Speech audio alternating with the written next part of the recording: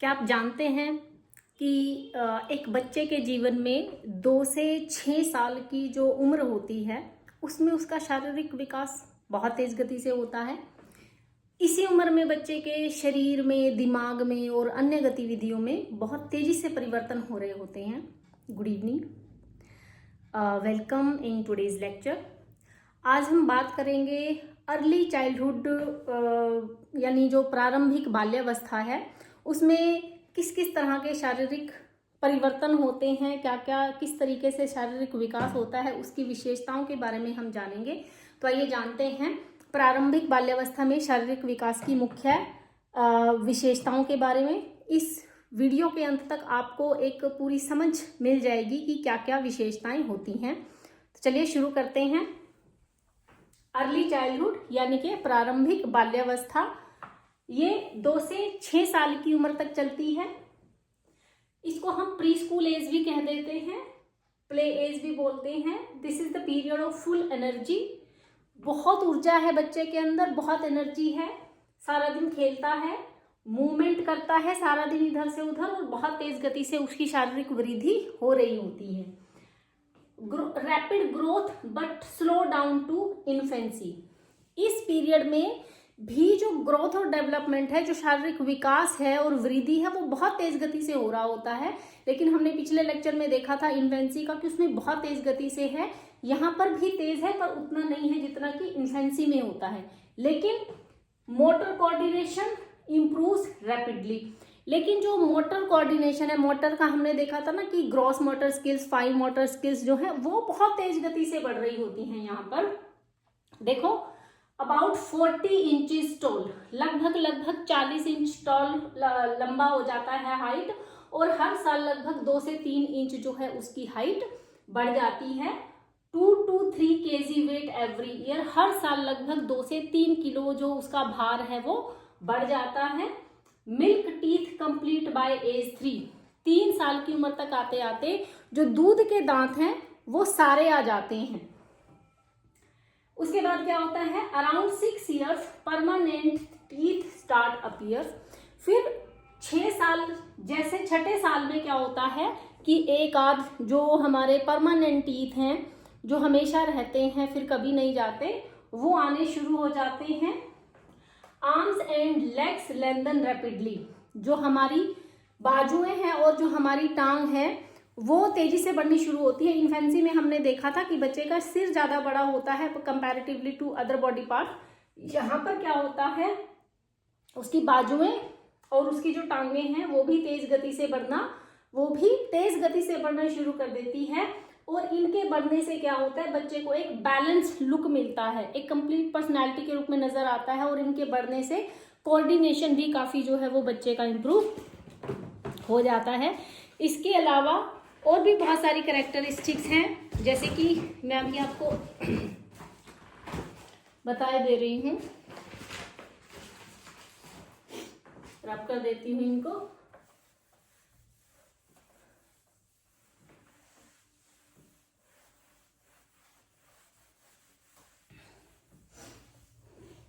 Next are bones becomes harder and stronger. Bones यानी कि हड्डियां, bones becomes harder and stronger. जो early में हमने इन्फेंसी में देखा था कि बात बहुत सॉफ्ट होती हैं, यहाँ पर जो हड्डियां हैं वो मजबूत होनी शुरू हो जाती हैं, सख्त होनी शुरू हो जाती हैं। एंड और इनके bones becomes harder and stronger, मजबूत होनी शुरू हो जाती हैं। और इससे क्या होता है, this gives control over there movement. Bones becomes harder and stronger and this gives child the control over movements and activities, ये जो हड्डियां मजबूत और सख्त होनी शुरू हो जाती हैं, इससे कि बच्चे की जो मूवमेंट है, जो वो इधर उधर दौड़ता भागता है, उसमें उसको हेल्प मिलती है। लार्ज मसल्स यानी कि ग्रॉस मोटर स्किल्स, वही होती है ना ग्रॉस मोटर स्किल्स। आप इसको ग्रॉस मोटर स्किल्स या ब्रैकेट में लार्ज मसल्स भी कर सकते हैं, जैसा आपका मन करे आप उस तरीके से करते हैं, everything is fine. Large muscles यानी कि gross motor skills develop faster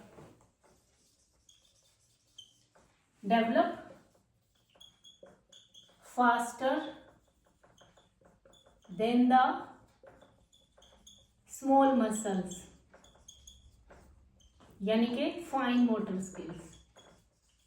ऐसा नहीं है कि फाइन मोटर स्किल्स डेवलप नहीं होती हैं, वो भी डेवलप हो रही होती हैं, लेकिन लार्ज मसल ज्यादा तेज गति से बढ़ रही होती हैं। ये ग्रॉस मोटर स्किल्स हैं, यानी कि बच्चा उछलना कूदना दौड़ना भागना इनमें ज्यादा पारंगत हो जाता है, बजाय कि जो फाइन मोटर स्किल्स है, आई हैंड कोऑर्डिनेशन है और जो छोटे छोटे मसल्स जिनमें यूज होते हैं उनमें उतना पारंगत नहीं होता, हो रहा होता है पर उतना नहीं होता जितना कि ग्रॉस मोटर स्किल्स में वो हो जाता है। ब्रेन हैज डेवलप्ड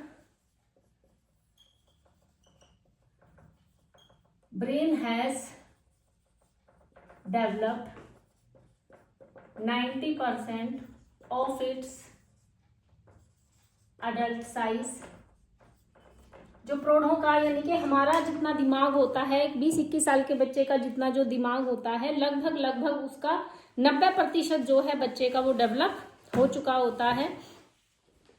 इसी वजह से हम देखते हैं ये डेवलप हो रहा होता है, ब्रेन डेवलप होता है, कॉग्निशन डेवलप हो रहा होता है, इतना है। इसीलिए हम देखते हैं कि बच्चे की जो लर्निंग है वो बहुत ही तेज गति से हो रही होती है, बहुत फास्ट वो सीखता है, सिर्फ इसी वजह से।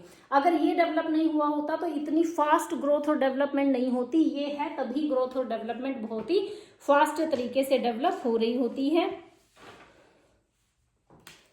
Child starts rapid growth in bones and muscles, मांसपेशियों में काफी वृद्धि हो रही होती है। And due to this rapid growth in bones and muscles and due to this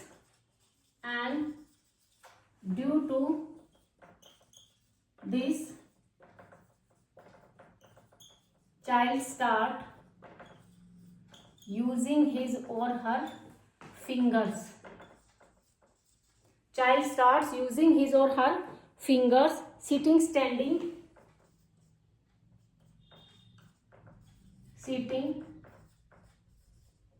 standing,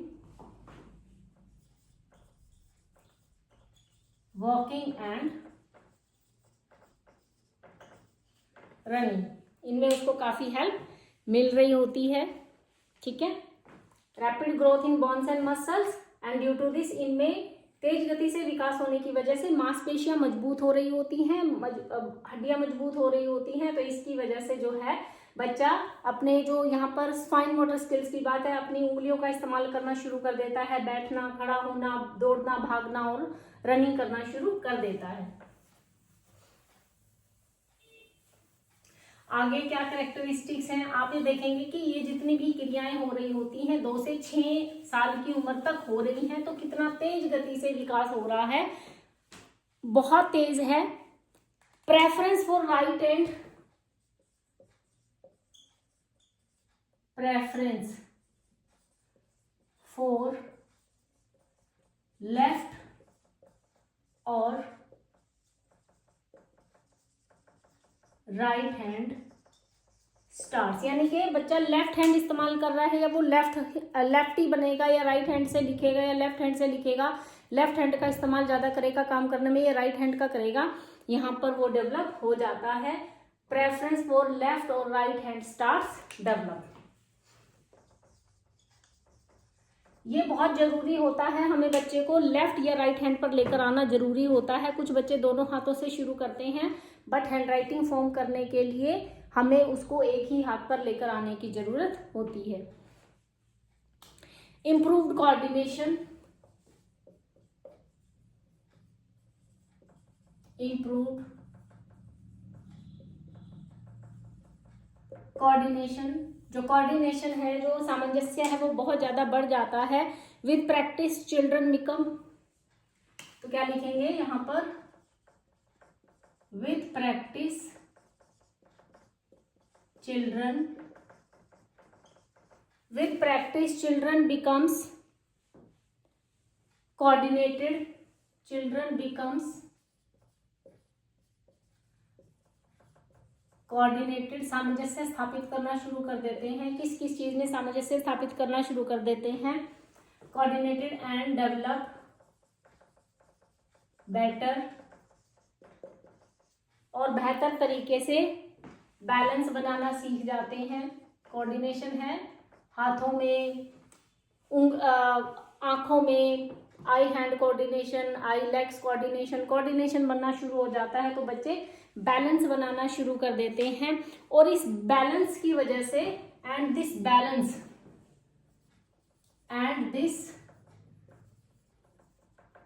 balance helps them in activities, बहुत सारी एक्टिविटीज में वो एंगेज हो जाते हैं। कौन कौन सी एक्टिविटीज हैं, जैसे कि इन activities like riding a tricycle, tricycle ही करते हैं, दूसरे वाली साइकिल नहीं कर पाते हैं, राइडिंग अ ट्राईसाइकिल, और परफॉर्मिंग सिंपल टास्क, और performing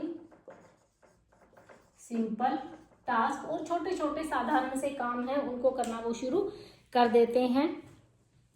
digestive organs are very tender, बच्चे के जो पाचन तंत्र है वो काफी नाजुक होता है। Digestive organs are very tender, बहुत नाजुक अवस्था में रहता है बच्चे का डाइजेस्टिव ऑर्गन, जो पाचन तंत्र है वो नाजुक होता है, इसीलिए खास ख्याल रखने की जरूरत है। घर का खाना खिलाएं बच्चे को, बाहर का खाना ज्यादा ना दें, चॉकलेट, कुरकुरे, लेज, इस तरह की चीजें जो फास्ट फूड हैं उनके ऊपर ज्यादा फोकस ना करें हमें बच्चे को, क्योंकि बच्चे की फिजिकल ग्रोथ और बाकी जो चीजें हैं वो इतनी अच्छे तरीके से, इतनी फास्ट तरीके से डेवलप हो रही हैं कि उसे बहुत न्यूट्रिशियस फूड की जरूरत है, अच्छे खाने की जरूरत है। फिर हमारा डाइजेस्टिव जो पाचन तंत्र है वो भी नाजुक अवस्था में है, डेवलप हो रहा होता है, पेट जल्दी जल्दी खराब हो जाता है, बच्चा बीमार हो जाता है, हो सकता है ना। तो हमें क्या करना है, बच्चे को ध्यान रखना है, उसे घर का खाना ही खिलाना है। Susceptible are very tender, सस्केप्टिबल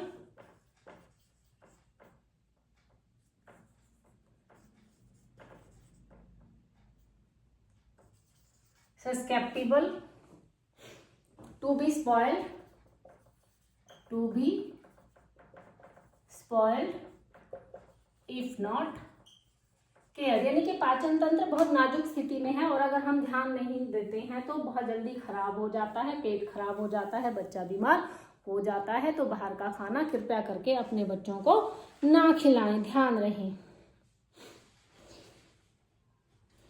children becomes more independent, है ना, मोर इंडिपेंडेंट हो जाते हैं। कौन कौन से काम, जैसे कि खुद से खाना खाना शुरू कर देते हैं, कपड़े पहनना शुरू कर देते हैं, जूते चप्पल पहनना शुरू कर देते हैं अपने हाथ से, कि मैं ये करूंगा ये करूंगा। आप पहनाने की कोशिश करते हैं लेकिन बच्चा कहता है कि मैं ही करूंगा। Increased independence, increased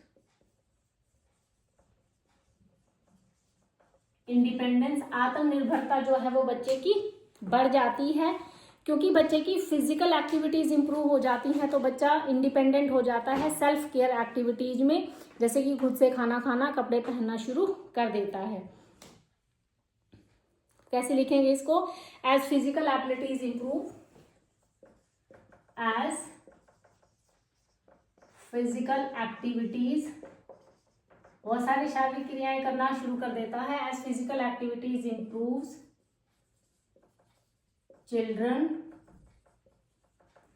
children start, children becomes more independent and start doing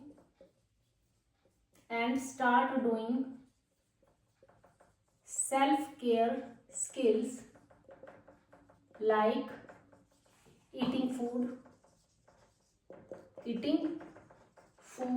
dressing clothes etcetera. बच्चा इंडिपेंडेंट होना, जैसे जैसे वो बहुत सारी शारीरिक एक्टिविटीज़ में इन्वॉल्व होना शुरू कर देता है, एनर्जी आती है, बोन्स और मसल्स इंप्रूव होती हैं, तो वो अपनी देखभाल करना भी सीख जाता है। ऐसी छोटी मोटी एक्टिविटीज़ में वो क्या होता है, इन्वॉल्व हो जाता है। Improvement in fine motor skills, हमने देखा था कि ग्रॉस मोटर स्किल्स जो है वो फास्टर होती हैं, लेकिन फाइन मोटर स्किल्स भी डेवलप हो रही होती हैं। इम्प्रूवमेंट इन फाइन, दोनों ही लिखेंगे हम क्योंकि बढ़ तो ये भी रही होती है ना। Improvement in fine motor skills, small muscles of fingers, तो इसमें क्या लिखेंगे, स्मॉल मसल्स ऑफ, क्योंकि फाइन है ना तो स्मॉल मसल्स आते हैं। स्मॉल मसल्स कहाँ होते हैं, फिंगर्स में होते हैं, टॉज पैरों की उंगलियों में होते हैं, और fingers and hands develop. Child start, तो बच्चा क्या करता है, चिल्ड्रन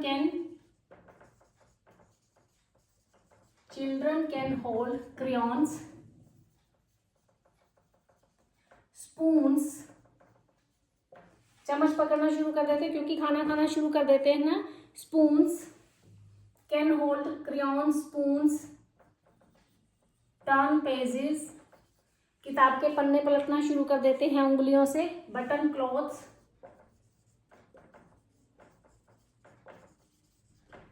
शर्ट के बटन बंद करना शुरू कर दे सकते हैं। कैन ड्रॉ, ड्राइंग करना शुरू कर सकते हैं।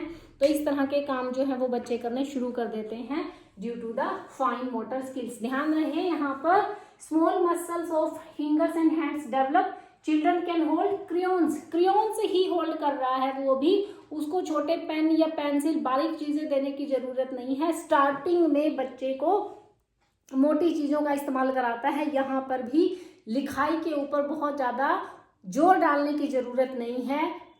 आड़ी टेढ़ी लाइनें, सर्कल, सेमी सर्कल, बहुत सारी इमेजेस जो हैं वो आप डेवलप कराएं ताकि बच्चे के small muscles, fine motor skills, और ये जो स्मॉल मसल्स है ना ये डैमेज ना हो। अगर आप ज़्यादा प्रेशर डालोगे तो स्मॉल मसल्स डेवलप होने के चांसेस ज़्यादा होते हैं। इसके अलावा गर्ल्स में develop fine motor skills earlier. Characteristics यह है, थोड़ा सा जेंडर डिफरेंस है।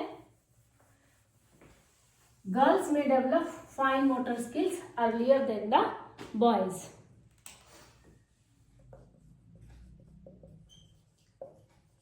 गर्ल्स में develop fine motor skills earlier than the boys, यानी कि लड़कियों की जो फाइन मोटर स्किल्स हैं, जो स्मॉल मसल्स हैं, वो लड़कों की तुलना में तेज गति से बढ़ती हैं। उनमें पहले डेवलप होती हैं, लड़कों की बाद में डेवलप होती। जेंडर डिफरेंस हमें देखने को मिलता है। गर्ल्स में develop fine motor skills earlier, girls की फाइन मोटर स्किल्स पहले डेवलप होगी बजाय कि लड़कों की। तो हमने देखा कि कितनी सारी जो स्किल्स हैं, जो फिजिकल एक्टिविटीज़ हैं, वो डेवलप होती हैं अर्ली चाइल्डहुड के अंदर। कौन कौन सी मेजर हमने देखा है कि बोन्स और मसल स्ट्रॉन्ग होनी शुरू हो जाती, हड्डियां और जो मांसपेशियां हैं वो मजबूत होना शुरू हो जाती हैं। बच्चे की हाइट बढ़ती है लगभग 2 से 3 इंच हर साल, और लगभग 2 से 3 किलो जो है उसका वेट बढ़ जाता है। 3 साल की उम्र तक दूध के दांत आ जाते हैं। 6 साल तक आते आते परमानेंट टीथ आने शुरू हो जाते हैं। पहले उसके लार्ज मसल्स, ये जो यहाँ पर हाथों में और पैरों में होते हैं, ये ज़्यादा बढ़ते हैं बजाय कि स्मॉल मसल्स के। यानी कि लिखना ड्राइंग करना वो बाद में सीखता है, पहले उछलना कूदना दौड़ना भागना पहले सीखता है, इंडिपेंडेंट होना शुरू हो जाता है एक्टिविटीज़ बढ़ने की वजह से, तो सेल्फ केयर करना शुरू कर देता है। राइट और लेफ्ट हैंड, हम कौन सा हैंड वो ज़्यादा इस्तेमाल करेगा उसकी प्रेफरेंस डेवलप होनी शुरू हो जाती है। डाइजेस्टिव ऑर्गन जो हैं वो काफ़ी नाजुक हैं, तो आप ध्यान रखें बच्चे को बाहर का खाना ना खिलाएं। ठीक है। आर्म्स और लेग्स जो हैं वो तेज गति से बढ़ती हैं, जिससे कि बच्चे को मूवमेंट करने में ज़्यादा दिक्कत नहीं आती है। ठीक है, मेरे हिसाब से आपको समझ में आ गया होगा। छोटा सा टॉपिक है, बहुत आसान है। I hope by this you have a clear understanding of the topic. आपको समझ में आ गया हो तो पूरा लेक्चर जो है वो ध्यान से देखें। अगर नहीं आता है, कोई आपको क्वेरीज रह जाती हैं, तो आप फिर से पलट कर देख सकते हैं। और अगर फिर भी नहीं आ रहा है, then you can just give a message to me. Okay, thank you.